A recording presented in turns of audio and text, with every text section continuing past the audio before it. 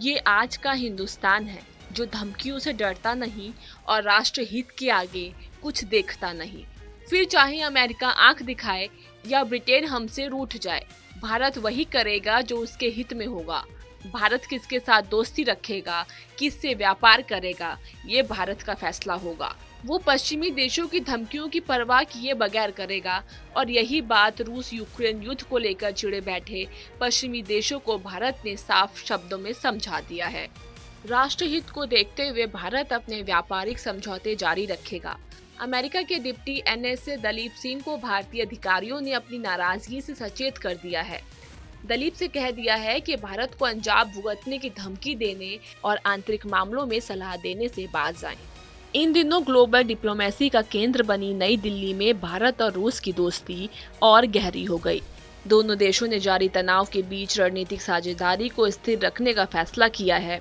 रूस के विदेश मंत्री सर्गेई लावरोव के साथ बातचीत में प्रधानमंत्री नरेंद्र मोदी ने कहा कि रूस यूक्रेन युद्ध को खत्म करने में भारत कोई भी योगदान को तैयार है। लावरोव ने मोदी को राष्ट्रपति व्लादिमीर पुतिन का संदेशा भी दिया। रूसी विदेश मंत्री ने कहा कि रूस और यूक्रेन विवाद में भारत मध्यस्थता कर सकता है क्योंकि उसका रुख हमेशा से निष्पक्ष रहा है और वो कभी भी अमेरिकी दबाव में नहीं आया।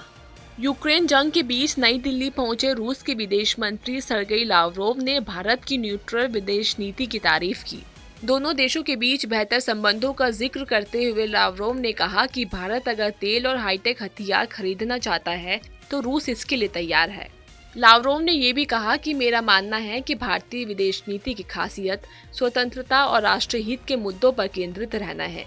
यही नीति रूस भी अपनाता है और इस वजह से हम बड़े देश, अच्छे दोस्त और वफादार भागीदार हैं।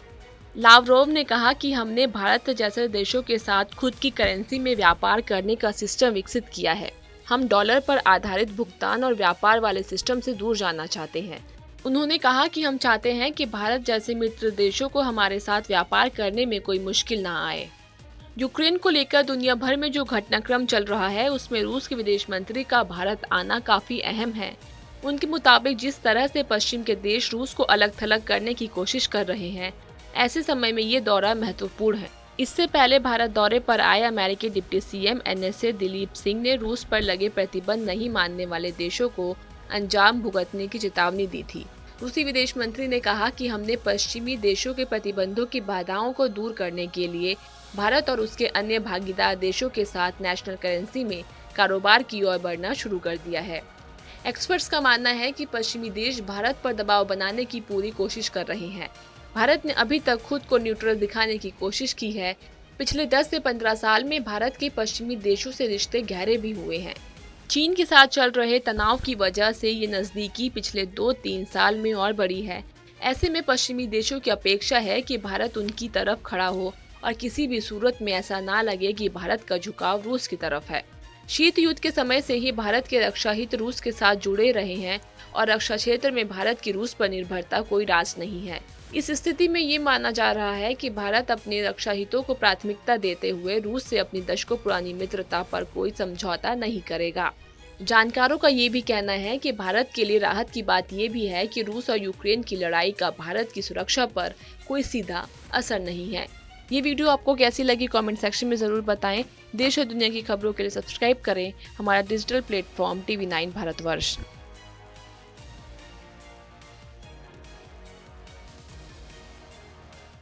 परवाह देश की, सोमवार से शुक्रवार रात 10 बजे TV9 भारतवर्ष पर।